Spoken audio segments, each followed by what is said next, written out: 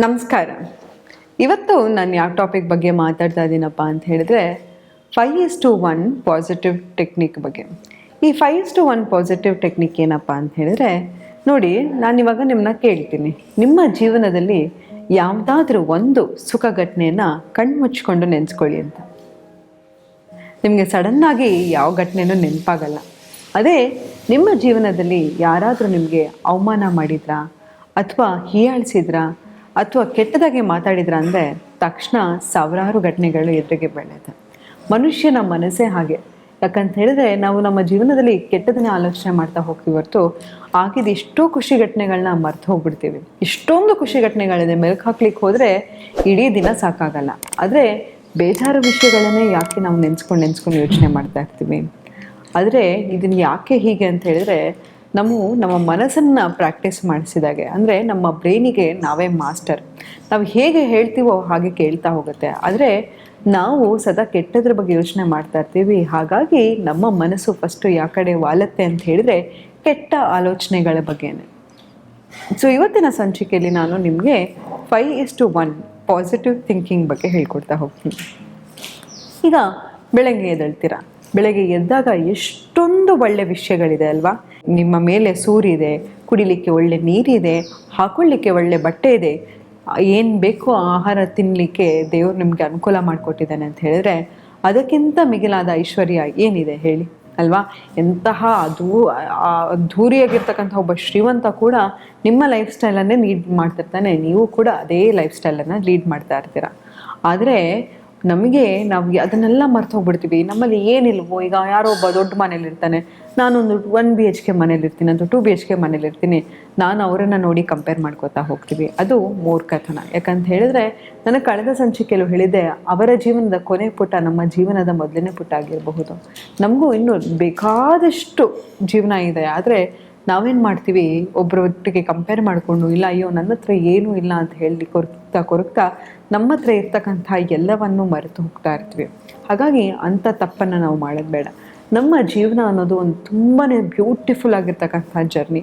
ಅದನ್ನು ಖುಷಿ ಪಡ್ತಾ, ಅದನ್ನು ರಿಲೀಸ್ ಮಾಡ್ತಾ ಹೋಗಬೇಕು ಹೊರತು ಏನಿಲ್ಲ ಅನ್ನೋದ್ರ ಬಗ್ಗೆ ಕೂರ್ತಾ ಹೋದರೆ ಇಡೀ ಜೀವನ ಸಾಕಾಗಲ್ಲ. ನಮಗೇನಿಲ್ಲ ಅನ್ನೋದನ್ನ ಕೊರಗ್ತಾ ಹೋದರೆ ನಾವು ನೋಡಿ ಕನ್ನಡಿ ಮುಂದೆ ಹೋಗಿ ನಿಂತ್ಕೋತೀವಿ, ಅಯ್ಯೋ ನಾನು ಎಷ್ಟು ಕಪ್ಪಗಿದ್ದೀನಿ, ಎಷ್ಟು ಕುಳ್ಳುಕಿದ್ದೀನಿ, ಎಷ್ಟು ಡುಮ್ಮುಕ್ಕಿದ್ದೀನಿ, ಹೀಗೆ ನಮ್ಮ ಬಗ್ಗೆ ಹೀಯಾಡ್ಸ್ಕೋತಾ ಹೋಗ್ತೀವಿ. ಆದರೆ ದೇವರು ಕೊಟ್ಟಿರ್ತಕ್ಕಂಥ ಆರೋಗ್ಯದ ಬಗ್ಗೆ ನಾವು ಮಾತಾಡ್ತಾ ಹೋಗಲ್ಲ. ನೋಡಿ, ನಮ್ಮನ್ನು ಇಷ್ಟಪಡೋರು ನೋಡಿ, ಈಗ ಪರ್ಫ್ಯೂಮ್ ಬಾಟ್ಲು ಎಷ್ಟು ಬ್ಯೂಟಿಫುಲ್ ಆಗಿರುತ್ತೆ ಅಂತ ಹೇಳಿದ್ರೆ ಅದರಲ್ಲಿರೋದನ್ನು ಕುಡಿಯಲಿಕ್ಕೆ ಸಾಧ್ಯನಾ? ಇಲ್ಲ ಅಲ್ಲ. ಹಾಗೆ ನೀವು ಅಜ್ಜಿ ತಾತ ನೋಡ್ಲಿಕ್ಕೆ ಚೆನ್ನಾಗಿಲ್ಲದೆ ಇರ್ಬೋದು. ಅಜ್ಜಿ ತಾತ ಯಾಕೆ, ಒಂದು ಸಣ್ಣ ಮಗು ತಗೊಳ್ಳಿ, ಬಾಯಲ್ಲಿ ಹಲ್ಲಿರಲ್ಲ, ತಲ್ಲಿ ಕೂರ್ದಿರಲ್ಲ, ಆ ಮಗು ನಕ್ಕಿದ್ರೆ ಎಷ್ಟು ಮುದ್ದು ಮಾಡೋಣ ಅಂತ ಅನ್ಸುತ್ತೆ. ಅಜ್ಜಿ ತಾತನೂ ಅಷ್ಟೇ ಅಲ್ವಾ, ಅವ್ರ ಮೈಕೈಯೆಲ್ಲ ಸುಕ್ಕಟ್ಟಿರುತ್ತೆ, ಕೂದು ಬಿಳಿಯಾಗಿರುತ್ತೆ, ಆದರೂ ಅವರೊಟ್ಟಿಗೆ ಕೂತ್ಕೊಂಡು ಬಂದರೆ ಸಾಕಾಗುತ್ತೆ. ಅವ್ರ ತೊಡೆ ಮೇಲೆ ಬಂದರೆ ಸ್ವರ್ಗನೇ ಹೌದು ಅಲ್ವಾ. ಆದರೆ ನಮಗೆ ಈ ಬ್ಯೂಟಿ ಅನ್ನೋದು ಯಾವುದೇ ಕಾರಣಕ್ಕೂ ಅದು ಶಾಶ್ವತ ಅಲ್ಲ. ಇವತ್ತು ನಾನು ನಿಮ್ಮ ಹತ್ರ ಮಾತಾಡ್ತಾ ಇದ್ದೀನಿ, ನನ್ನ ಪ್ರತಿಯೊಂದು ಅಂಗಾಂಗಗಳು ಬದಲಾಗ್ತಾ ಹೋಗ್ತಾ ಇರುತ್ತೆ. ಕೂದಲು ಬೆಳ್ಳಕ್ಕಾಗ್ಬೋದು, ಮುಖ ಸುಕ್ಕಟ್ಟುತ್ತಾ ಹೋಗ್ಬೋದು. ಇದು beauty is a fading phenomena. ನಮ್ಮ ಜೊತೆ ಕೊನೆಯ ತನಕ ಇರೋದು ಏನಪ್ಪ ಅಂತ ಹೇಳಿದ್ರೆ ನಮ್ಮ ನಡವಳಿಕೆ, ನಮ್ಮ ಗುಣಗಳು. ಹಾಗಾಗಿ ನಾವು ಜೀವನದಲ್ಲಿ ವ್ಯಾಲ್ಯೂಗಳನ್ನು ಆ್ಯಡ್ ಮಾಡ್ತಾ ಹೋಗೋಣ. ನೋಡಿ, ನಾನು ನಿಮಗೆ ಇವತ್ತು ಖುಷಿ ಪಡಿಸ್ಲಿಕ್ಕೆ ಎಂಥದೇ ಒಂದು ಗಿಫ್ಟ್ ಕೊಡಲಿ, ಏನೇ ಕೊಟ್ಟರು 1 ತಿಂಗಳಾದ ನಂತರ ನಾವು ಅದನ್ನು ಮರ್ತು ಹೋಗ್ತೀವಿ ಅಲ್ವಾ. ನಿಮ್ಗೆ ಯಾರೋ ಒಬ್ರು ಯಾವಾಗಲೂ ಏನೋ ಕೊಟ್ಟಿದ್ದೀನಿ, ನೀವು ದಿನ ಯಾವಾಗಲೂ ನೆನೆಸ್ಕೋತೀರಾ? ಇಲ್ಲ ಅಲ್ಲ.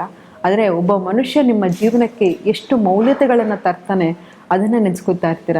ನಾನು ಒಂದು 4 ಒಳ್ಳೆ ಮಾತು ಹೇಳಿದ್ರೆ ನೀವು ಎಷ್ಟು ಖುಷಿ ಪಡ್ತೀರಾ. ಅದಕ್ಕೆ ಹೇಳೋದು, ಮನುಷ್ಯನಿಗೆ ಪಾಸಿಟಿವ್ ಥಾಟ್ಸ್ ಅನ್ನೋದು ತುಂಬಾ ಮುಖ್ಯ.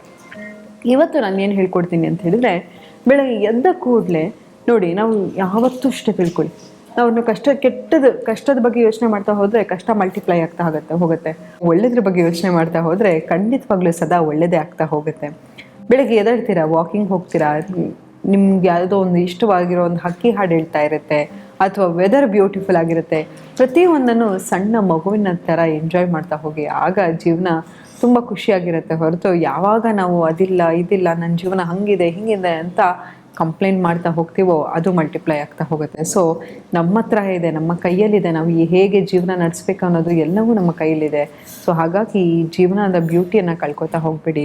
ಈ 5:1 ಏನಪ್ಪ ಅಂತ ಹೇಳಿದರೆ, ನಿಮ್ಮ ಫ್ರೆಂಡ್ಸ್ ಯಾರೋ ಬಂದು ಕೇಳ್ತಾರೆ, ಅಥವಾ ನಿಮ್ಮ ಅಮ್ಮನೋ ಅಪ್ಪನೋ ಯಾರೋ ಬಂದು ಕೇಳ್ತಾರೆ, ರಿಲೇಟಿವ್ಸ್ ಬಂದು ಕೇಳ್ತಾರೆ ಹೇಗಿದೆಯಪ್ಪ ಅಂತ. ಅಥವಾ ನಾವೇನು ಮಾಡ್ತೀವಿ, ಯಾಕಾದರೂ ಹೇಳಿ ಹೇಗಿದೆಯಪ್ಪ ಅಂತ ಕೇಳಿದ್ರು ಅನ್ನೋ ರೀತಿ ಅಷ್ಟಕ್ಕೆ ಜಿಗುಪ್ಸೆ ಬರೋ ಥರ, ಅಯ್ಯೋ ನನ್ನ ಲೈಫ್ ಯಾಕೆ ಕೇಳ್ತೀರಾ, ಬೆಳಗ್ಗೆ ಎದ್ದರೆ ನನಗೆ ಹೊಟ್ಟೆ ಉಪ್ಸ, ಅಥವಾ ನಡೆಯೋಕ್ಕಾಗಲ್ಲ, ಕೈ ಕೂತ್ಕೊಳ್ಳೋಕ್ಕಾಗಲ್ಲ, ಅಯ್ಯೋ ನನ್ನ ಜೀವನನೇ ಹಿಂಗೆ ಆಗ್ಬಿಟ್ಟಿದೆ, ನನ್ನ ಹೆಂಡತಿ ಹೇಳಿದ ಮಾತು ಕೇಳಲ್ಲ, ನನ್ನ ಗಂಡ ಹೇಳಿದ ಮಾತು ಕೇಳಲ್ಲ, ಹೀಗೆ ಏನೇನೋ ಜೀವನದಲ್ಲಿ ಎಷ್ಟೊಂದು ಕಂಪ್ಲೇಂಟ್ ಇರುತ್ತೆ, ಎಲ್ಲನೂ ಎಲ್ಲರ ಹತ್ರ ಹೇಳ್ಕೊಂಡ್ಬಿಡ್ತೀವಿ ಅಲ್ವಾ. ಅದಕ್ಕೆ ನಾನು ಹೇಳಿದ್ದು, ಒಳ್ಳೇದ್ರ ಬಗ್ಗೆ ಯೋಚನೆ ಮಾಡ್ತಾ ಹೋದರೆ ಒಳ್ಳೇದು ಮಲ್ಟಿಪ್ಲೈ ಆಗ್ತಾ ಹೋಗುತ್ತೆ, ಕೆಟ್ಟದನ್ನ ಯೋಚನೆ ಮಾಡ್ತಾ ಇದ್ರೆ ಕೆಟ್ಟದ್ದು ಮಲ್ಟಿಪ್ಲೈ ಆಗ್ತಾ ಹೋಗುತ್ತೆ. ನಿಮ್ಮ ಜೀವನದಲ್ಲಿ ಏನೇ ಕೆಟ್ಟದಿದ್ರೂ ಒಂದು ಸೆಂಟೆನ್ಸಲ್ಲಿ ಮುಗಿಸ್ಬಿಡಿ, ಅದೇ 1.